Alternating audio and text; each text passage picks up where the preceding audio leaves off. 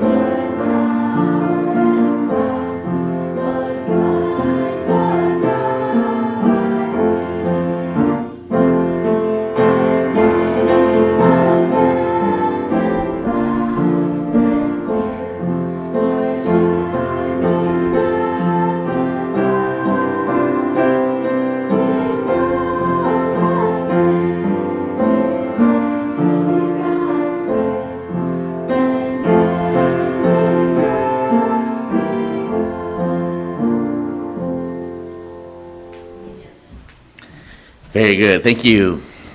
We want to go back to Numbers here this morning as we continue on kind of with our theme of what are we thinking? Certainly want to watch our thoughts, our thinking here, at least as we begin this year and continue to begin this week. Here we're one day away from March already. I don't know how that happened.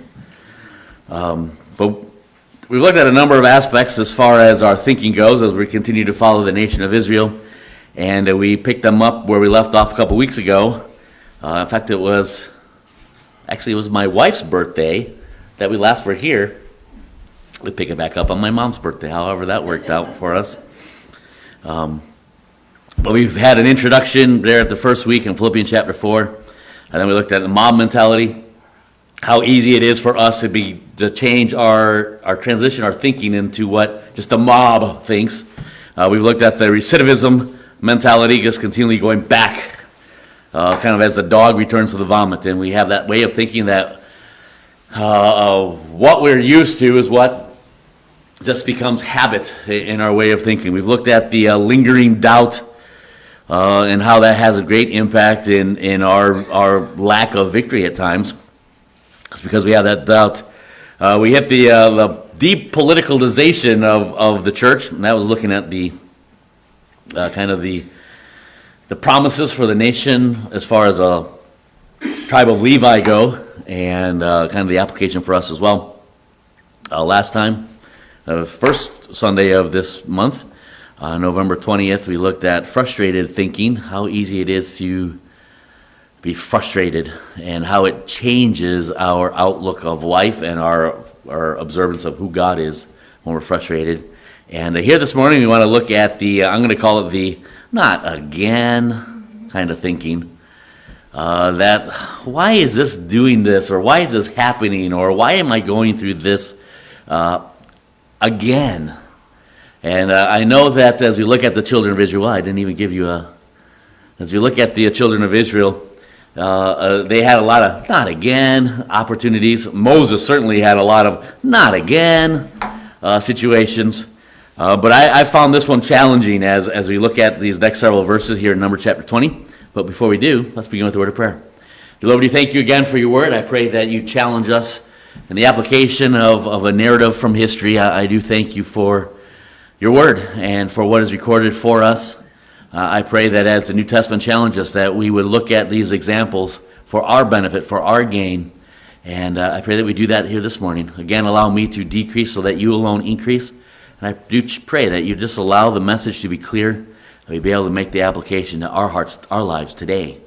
And we thank you that your word is still so alive today. And we give you the glory for it in Jesus' name. Amen. Florence Chadwick. I don't know that I would have known that name before reading about her this last week. She was born in San Diego, and apparently, which is probably common in that area of the country, she liked to swim.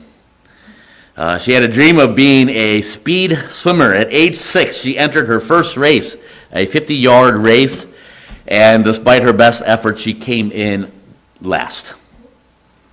She committed to doing better, and all of her Next year, she practiced and she practiced and she practiced, and at age 7, she entered the same race, a 50-yard race, and once again, lost big time. Age 11, she gained notoriety when she completed a 6-mile swim in the San Diego Bay for endurance, but what she wanted to be was a speed swimmer. Age 14, she competed for the National Backstroke Championship. She came close. She came in second, but still not first. Age 18, she tried out for the Olympic swim team. She came in fourth on a 3-man team. After that failed attempt at the age of 18, she put a pause on her dream, and I believe she got married. I think she actually got married twice and divorced twice. And it wasn't until she was 30 that her dad talked her into going back into the sport of which she had loved since the age of 6. And she decided to consider endurance swimming instead of speed swimming, and it seemed to be working well for her as she got back into that sport. At age 32, she attempted to enter the 1950 English Channel swim, but was refused because she was not well known. Obviously, she had been away from swimming for quite a number of years, 12 years. At the age of 32, she attempted to enter the I already said that, but later that year, in July, she decided she's going to do it on her own. Instead of it being a sponsored race, she's just going to do it herself. And she attempted, and after 14 hours in the water, she pulled herself out of the water and got into the boat. That was July of 1950. In August of 1950, she did it again. She tried again. And she swam from France to England, and in 13 and a half hours, she hit a record. Half hour less than what she did the previous time and did not succeed. She succeeded 1 month later. At the age of 33, she attempted again, swimming this time from England back to France, and set another record. At the age of 34, she attempted to swim from Catalina Island to the California coastline, which I believe is 26 miles. I can't imagine walking 26 miles, running 26 miles, but certainly not swimming 26 miles. After 15 hours, a heavy fog blew in. She was swimming, she went out and she was swimming back to shore. Well, she was at the island and swimming to shore. A heavy fog came in, she lost her bearing, had no idea how far she had yet to go, and she gave up. 15 hours of swimming. After she got in the boat and they made their way to shore, she realized she was less than 1 mile from shore. In all, she ended up with records in the English Channel. She became the first woman to swim the Catalina Channel, the Straits of Gibraltar, and I'm not sure if I'm saying this right, and AJ would probably correct me if he was watching, the Bosporus Channel, which is the strait in Istanbul, Turkey, which he could literally see from the balcony of his place. And then what's the one at the other end of Turkey, the Dardanelles, does that sound right? It's a strait at the western side of Turkey. She swam that as well. Her last swim attempt was at age 42. She attempted to swim the Irish Sea and failed. In 1995, at the age of 87, she died of leukemia, and her ashes were probably appropriately cast off into the sea off of the coast of San Diego. Back in the days of Walter Payton, for those of you that are Bears fans, I guess, during a game, one of the announcers at the time calculated that Payton had accumulated over 9 miles in career rushing yardage, which is honestly quite an impressive accomplishment. To which the other announcer added, and that was with someone knocking him down every 4.6 yards. Seems there are numerous illustrations of those who accomplish great things in life, but only after repeated attempts. Only after they got back up after being knocked down. And how easy it is for us in our Christian walk to get knocked down and we just throw up our arms and say, well, I tried. I gave it my best shot, and this is just where it is. Irving Stone authored many biographies of well-known and accomplished men like Michelangelo, Vincent van Gogh, Sigmund Freud, and Charles Darwin. Certainly agree with at least the last two there. But at one point, Irving Stone was asked if he ever found a thread that runs through these very impressive people. What commonality do we have as you've interviewed so many well-known names? What's a common thread that goes through people like that? His response, and I will read verbatim, he said, I write about people who at some time in their life have a vision or a dream of something that should be accomplished. and they go to work. They are beaten over the head, they are knocked down, they are vilified, and for years they get nowhere. But every time that they are knocked down, they stand back up. Honestly, there are times that God calls us to give up, are there not? There are times that God says, you know what, you need to stop that sin. You need to stop what you're doing. You need to give that up. You need to back down. You need to allow me. But there are also times, and sadly this is the way it goes in our Christian walk, I'm afraid. It's the sin that we have endurance in, and what God has called us to, we quickly give up in. We need to be flipping those. We need to be enduring at what God has called us to, and giving up, throwing our arms up and saying, I'm done with that which God has not. Well, I didn't have the slide in for the first point, so you already know it.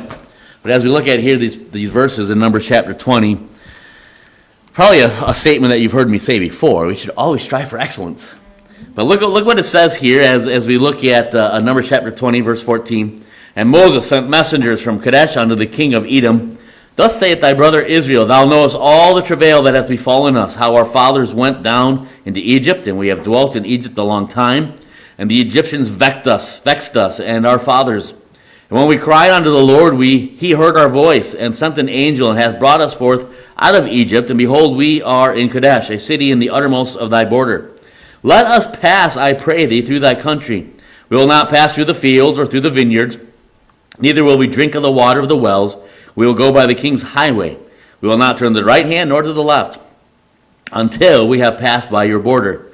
And Edom said unto him, Thou shalt not pass by me, lest I come out against thee with the sword. The children of Israel said unto him, We will go by the highway, and if I and my cattle drink of thy water, then I will pay for it.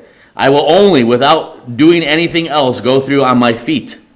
And he said, Thou shalt not go through. And Edom came out against him with much people and with a strong hand.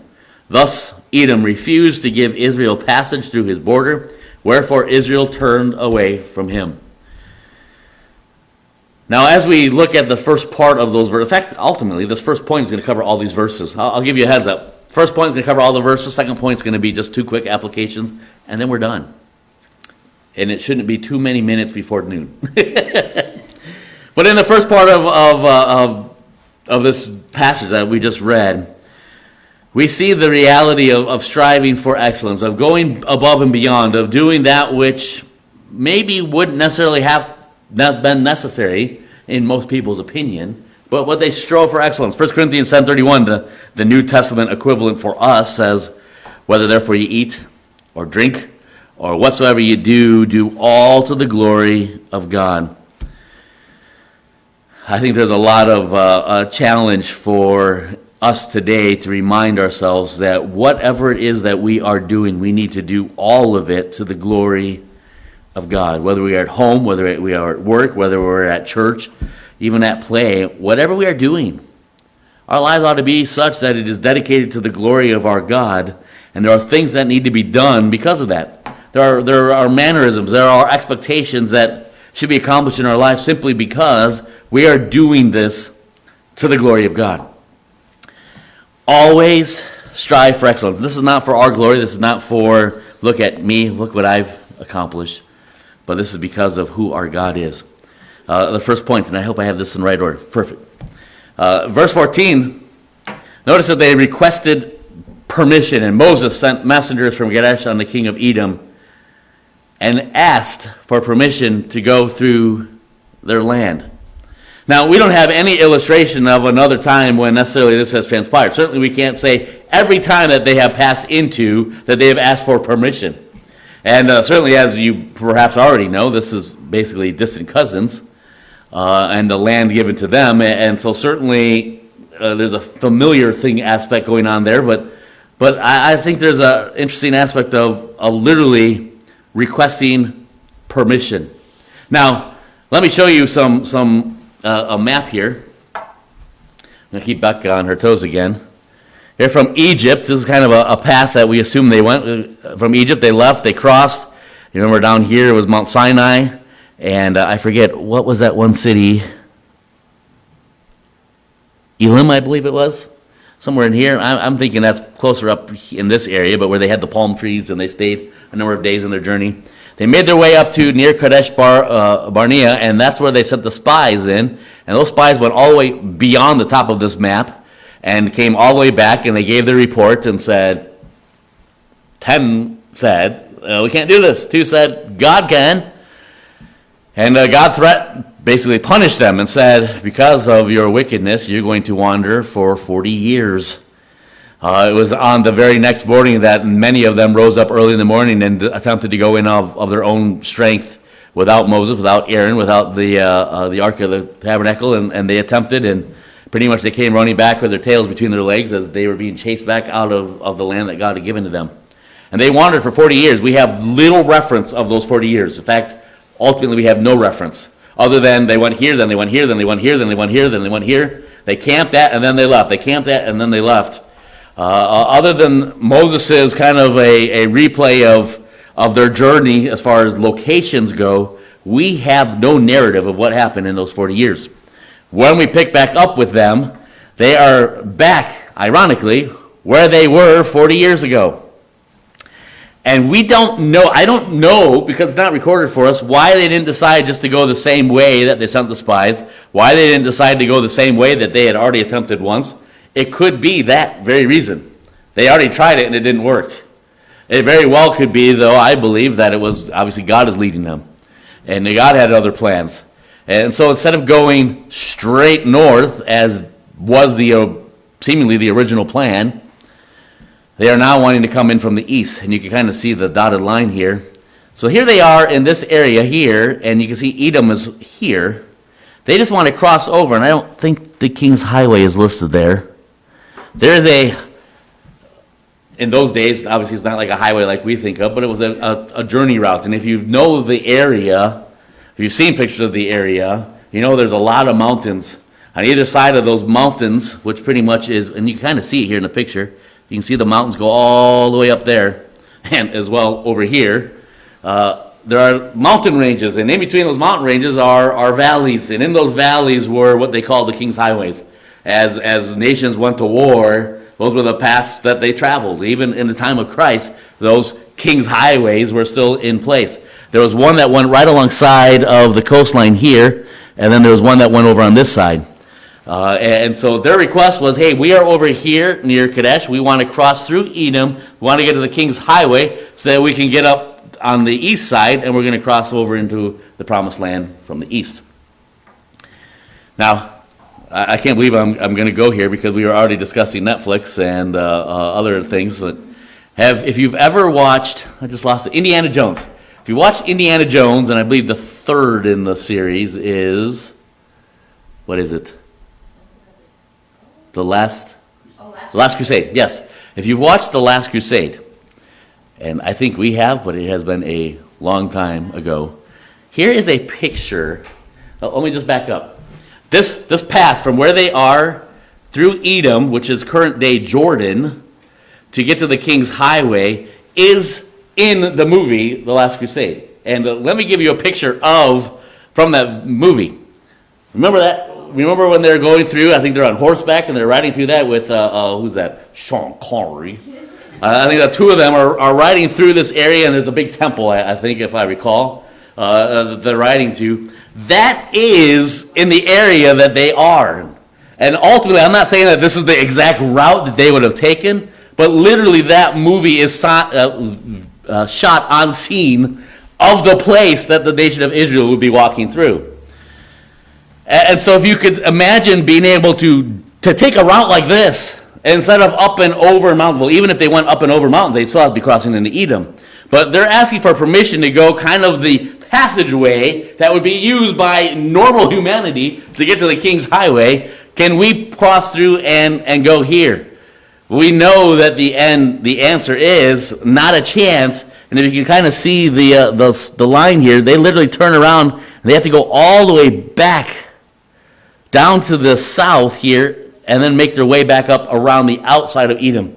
It's estimated it's a good 147 miles that were added. Keep in mind, these people have just walked for 40 years. Now, so after hiking, I have to admit, after you've walked for 40 years, what's another 147 miles? But after you've walked for 40 years, and there's a path that goes from here to here that is relatively easy considering, and as well very short considering, and you've just been told by distant relatives, no, you've got to go all the way back, and you've got to go around our area and around the mountain range then to get back to the King's Highway outside of the land of Edom. That's a lot of mileage. That's easily another month's worth of walking. If you wanted to have a not again moment, it is right here in Numbers chapter 20. I don't often quote presidents, but our current president would say, come on, man. If you wanted one of those, come on, man, moments, this is it. Come on, man, we are so close. We've traveled for 40 years. We are back on the border of where God has called us. He's promised us this land. You are our family. Can you let us through so we can hit the highway and come in from the east and accomplish what God has promised us? Come on, man. You know how challenging it is when we want this in our future, and instead we have that in our future. And how easy it is for us to basically stand in dismay that we can't get what we want, that what seems the best route, what seems the easiest route, what seems the most sane route is right before us, and for whatever reason, it's not happening. And whatever phrase we use, whether we use the President Biden, come on, man, or the not again, whatever it is, you know, the truth is this is what we want, not that. And so they request permission, still doing things honorably, requesting permission, even though obviously it doesn't work out well. Continue on in verse 14. Thus saith thy brother Israel. You know, there's probably nothing more difficult, not only requesting permission, but a humble confrontation. There's probably nothing more difficult than to go back to distant relatives of whom things didn't go well before and ask for help. You know what I'm trying to say? You remember who, the family of Edom? You know, the genealogy of Edom. Remember Jacob, who was Jacob's twin brother? Esau, who was the firstborn? Esau, who got the blessing of the firstborn? Jacob. You think Esau liked that much? Not at all. Who are the descendants of the children of Israel? Jacob. Who's been promised the land because they are the descendants Jacob did. Who should have by blood right, probably? Esau. What do you think Esau's opinion of the descendants of Jacob would be at this point? Well, let me tell you. Nope, you're not traveling through our land. What a reminder of always striving for excellence. We are going to have those times in our life where we say, not again, or come on, man. Whatever our situation is, we're going to have those times. But in those times, that does not give us the license to stray from excellence. It does not give us the license from still doing that which is right. Paul says in Romans chapter 9, verse 13, it makes it pretty clear. If you want a summary of how this family feud goes, it says, as it is written, Jacob have I loved, and Esau have I hated. Kind of puts a wedge, we could say, between the two sides of that family, distant second cousins and so on and so forth. Why is it that the one thing that we struggle to pursue in excellence is often involving relatives? Why is it the one thing that we often strive and struggle at having the right attitude is often with relatives? A humble confrontation. Send messengers to request permission to go through. But continuing on at the end of verse 14. Thou knowest, here's the message that they sent with messengers to the king of Edom, who would be obviously some sort of descendant back to Esau. Thou knowest all the travail that thou hast befallen us, how our fathers went down into Egypt, and we have dwelt in Egypt a long time, and the Egyptians vexed us and our fathers. We all have a story, correct? Here's their story. We all have a story. I've often been in places, and in public, and you'll see that one person who just seems to be off by themselves, maybe just sitting there thinking. And I have a tendency, and I have not done it yet, but maybe someday I'll have the boldness to do it. I'll just sit down next to him, which obviously can't hardly do that anymore, but to sit down next to him and just say, hey, what's your story? Because we all have a story. We all have a history. We all have a past. And what I love about the illustration here, the narrative of literally history here, is that their narrative isn't the way, well, that is human nature, often the way we do stories. Have you ever been caught in a story and you kind of want to embellish a little bit? You want to make it a little better? You want to make you sound bigger and stronger and smarter than probably that you actually probably were? You notice how the fish grows as the years go on, the fish gets bigger and bigger. And now we have to have an entire Navy vessel to help us pull in the line. And it started with a bluegill, and now the Navy's assisting. Our human nature is to have a dependence on us, to have a presentation of us, to expound on us. And I'm certain we've all heard those stories where there's that one person in every crowd that has to equal and surpass your story, no matter what it was. It could be something as far out as, I was once on a hike in the mountains of, say, North Carolina, and I got to that close to the edge, and I slipped over the side, and I fell down into this embankment and fell an unbelievable amount of feet and landed on this little tiny ledge, just big enough for me to sit on. And I sat there calling out for help for 3 days. And then somebody finally came by on the trail up above and finally heard my cry, and they rescued me. There's going to be someone that has some sort of dramatic story like that, and they're sharing it. And what an amazing story. There's always that one person, and that happened to me too. It's like, what are the chances? But their story is a little different. They, same things. They came by, they fell, not 3 days, but they were there for 4 or 5 days, and it was somebody passing by in a hot air balloon, because why not? It's a hot air balloon, and spotted them, was able to radio in, and they were delivered. There's always that one person that always has probably a little more fictitious story, but it equals or surpasses that which somebody else is accurately portraying of their past. What I'm challenged by in this is, let me read these verses again. Thou knowest all the travail that hath befallen us, how our fathers went down into Egypt, and we have dwelt in Egypt a long time, and the Egyptians vexed us. Every time I've read verse 15, I cannot say that word. They did not do us well, and our fathers.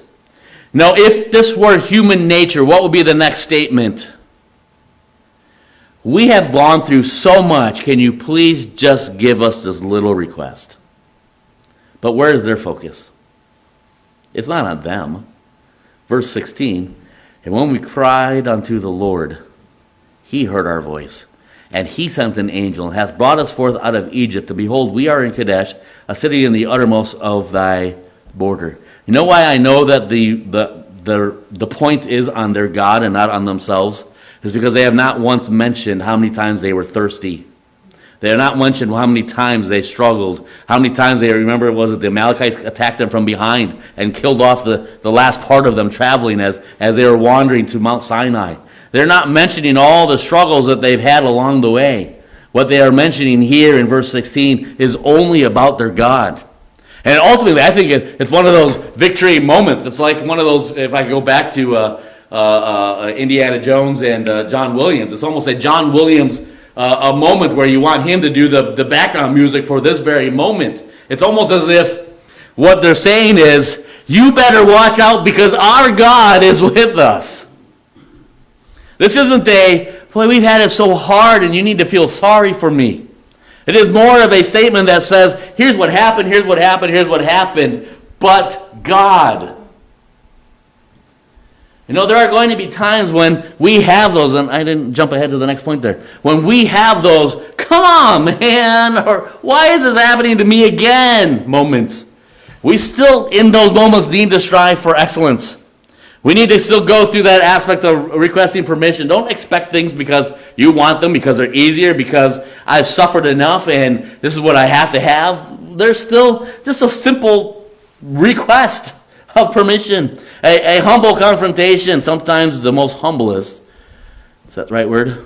Most humbling times are with family, with those that we know.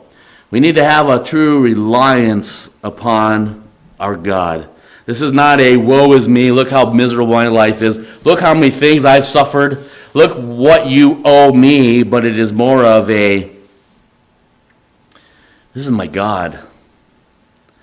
Many years ago, we started doing praises, I think nearly every service. I don't know that we did it in Sunday morning, but we do it Sunday school, and then the Sunday night, and then Wednesday night, we would take time and we'd take praises. And I recall, this kind of give you a background from the pastor's vantage point, I recall that, it started off, and obviously people were a little hesitant because we've never done this before. Wednesday nights we do praises sometimes, but not every service, so it took us a while to kind of get in the routine of it, and they were encouraging. There was great encouragement to be able to hear what God was doing. Well, as things often go, and I'm just as guilty as any one of us, as things go, our praise time begins to become more of a journal of the last week's events. And God began to shift a little bit out of the picture, and our lives began to take more of the picture. And I remember coming home one Sunday, and I said, we've got to do something that, because I don't want to stop doing praises in Sunday school, Sunday night, Wednesday night. But we've got to get it back to what God did, not what we are doing. And how do we do that? And I prayed about it because I didn't have an answer. I didn't know, how do you do that? I didn't want to just stop. Well, if we're not going to do this right, we're not going to do it at all. I wanted us to do it right. And how do I do that? So I remember there was quite a drive for quite some time, probably about a year, where I would, instead of asking, do we have any praises, I would say something like this: in what ways have you seen God working this last week? And like that, we began to have testimonies again, back putting God in the center instead of us in the center. In what ways did you see God at work this week?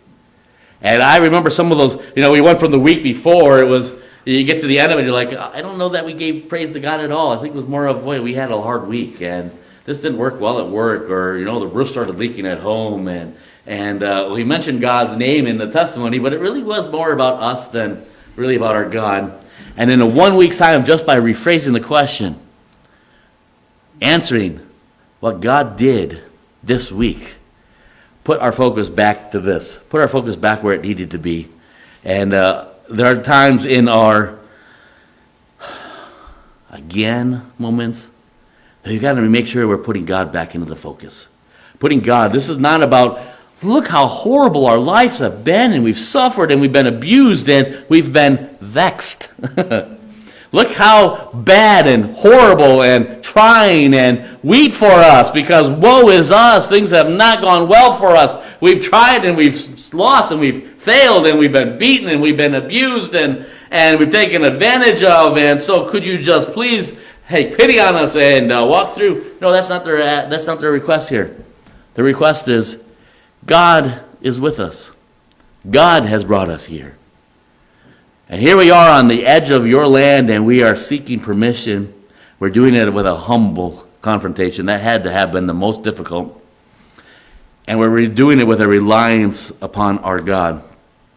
And then, although this, I admit, did not work out for them well, in our attitude, sometimes this does work out, but we need to remember just having endurance to the end. To continue on in verse 17, let us pass, I pray thee, through thy country. We will not pass through the fields or through the vineyard, neither will we drink of the water of the wells. Obviously, in that area, obviously there's mountains, but they're dry desert mountains. And so what they're saying is, we're not coming here to wipe you out. We're not going to be like this plague of ants that as we go through your land, all your vineyards are stripped clean and your water is dried up, your wells are dried up, and we're just leaving a path of destruction as we go through. We're not going to do that. Let us pass, I pray thee, through thy country. We will not pass through the fields or through the vineyards. Neither will we drink of the water or the wells. We will go by the king's highway. We will not turn to the right or to the left until we have passed thy borders. And Edom again says, thou shalt not pass by me, lest I come out with thee with the sword. And the children of Israel said unto him, we will go by the highway, and my cattle drink of thy water, we will pay for it. We will do this. We're going to do this just by feet. We're not bringing in the artilleries. We're not bringing in the arm. It's just going to be us. We're on our feet. We're just humbly walking through. We beg of you, we request that you allow us the ability to pass through. And there in verse 20, Edom replies again with a strong no and shows a strong hand to show this isn't going to happen.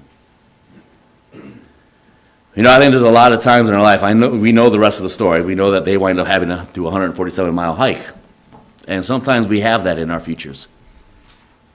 But I also know, personally speaking, there's a lot of times that we have those, oh, not again, or come on, man, moments. And we just throw up our arms and, well, I gave it a shot and it didn't work, so I'm done.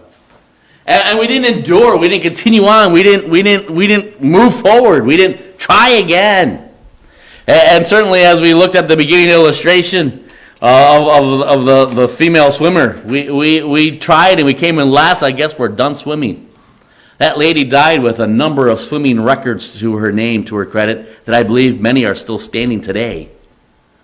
Because even though she came in last, she tried it again. She trained some more. And this isn't a message on, well, you just got to pull yourself up by your bootstraps and do it again. But it's a reminder that there are times that God gives us a task that isn't going to be accomplished in the first attempt. There's times that God gives us a task so that we learn what it means to be dependent upon Him. There are times that God gives us a task so that we learn verse 16, a complete reliance upon Him. There are times that God gives us a task so that we have to learn what humility is. There are times that the task in front of us is so great that we have to learn that, but we still have a responsibility to do this with excellence, to do this to His glory.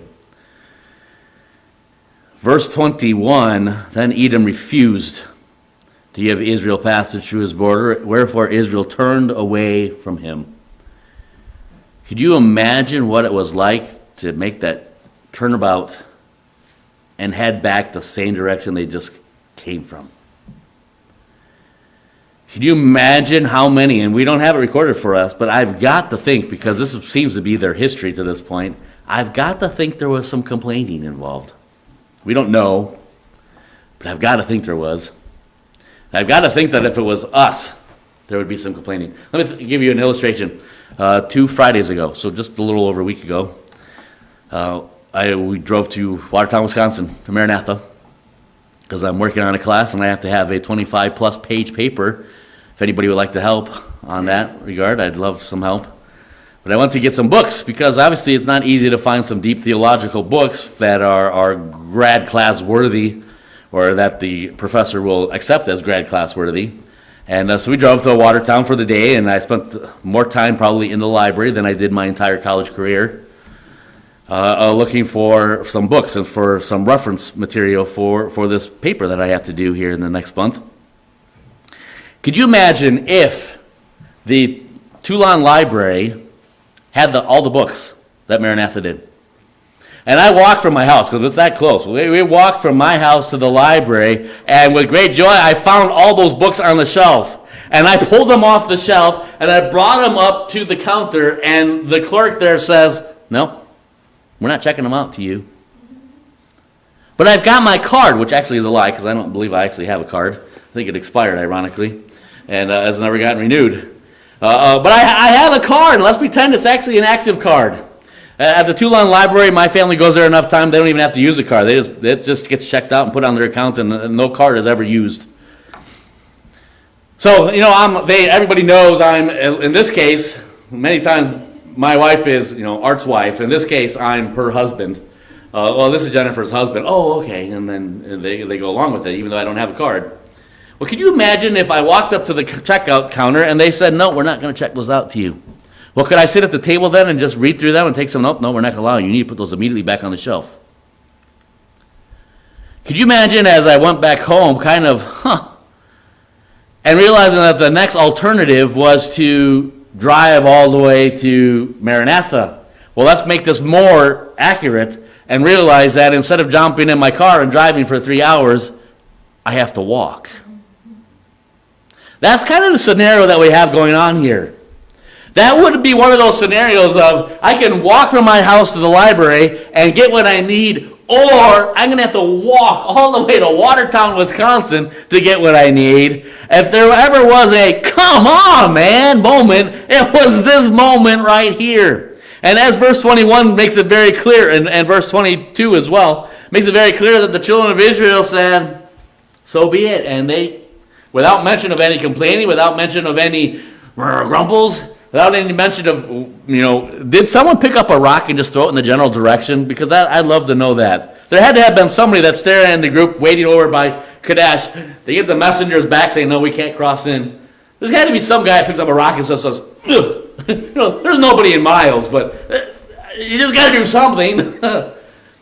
I don't know that happened, but we have nothing recorded for us other than that they just turned and started marching. I would have to dare say, humbly, that the Toulon Library had the books and wouldn't let me even open them. And the alternative was I had to walk to Watertown, Wisconsin. It would not just be so I turned around and started walking. And I'm not a guy that gets angry very often. I'm not a guy that, starts cursing at the sun and all that, certainly not. But I would have to say that this would be a low point.